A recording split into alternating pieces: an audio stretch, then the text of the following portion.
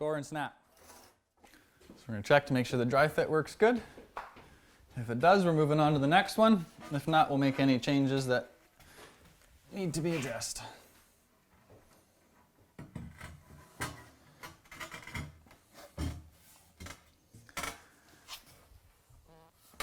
So what I'm seeing is I got to bring this whole thing down slightly.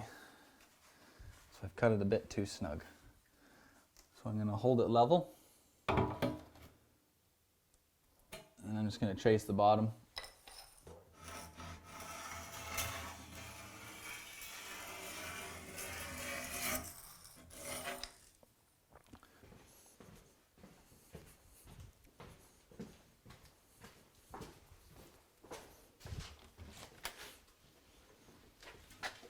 So to get started on a cut like this, where you're just trying to scribe along the side, the easiest thing to do is start off on a 45 with the mesh, and you'll slowly take a bit of a divot out of it, and then you can actually attack in straight.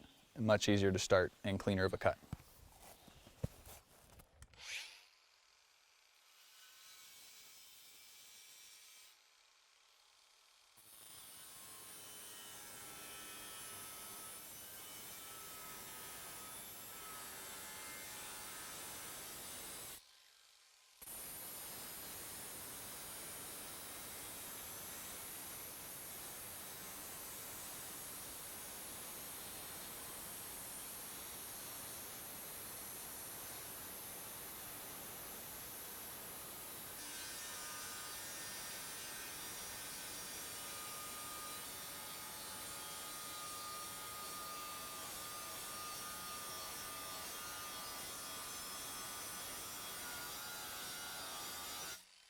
Although this cut will be hidden by the silicone, after I did use the grinder, it is nice to buff it.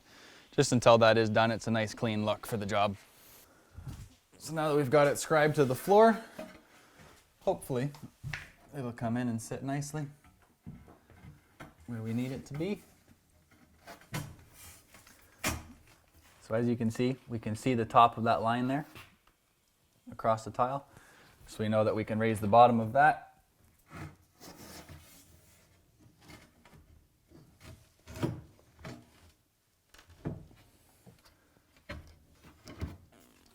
So now that I got this piece dry laid, I know where it's going, right? I know that it's just past that line, so we'll even put a mark there.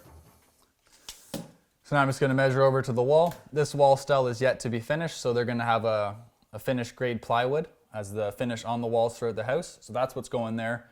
I don't need to worry about it being too tight there. I know I got a bit of play. So I'm just going to throw my tape across. I got 45 3/4, so I'm going to go ahead and cut that 45 1/2. And then yet again, we're going to measure from our line down to the floor, just so we can get that cut for the floor going across. So you already have this piece to the side of it cut at 18 1/2, so I'm going to match that. Keep everything nice and uniform. Right there. And this, I know this floor is flat, so I'm just going to go over to the far side now, grab the second measurement. And that looks like 18 1/2 is tight.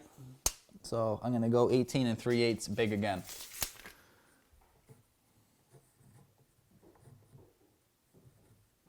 So yet again, I'm just going to transfer my lines from the wall over to the tile. So got 18 1/2.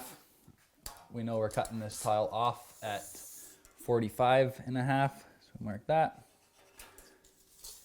18 3/8 big over here. So those are the only 3 points we need on here, as we know we're onto that flat floor. So for the second piece, we have our toilet water supply line here.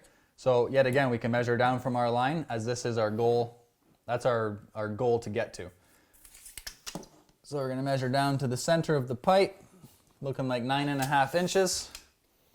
We can put that onto the tile. 9 1/2. I'm going to butt into my tile over there.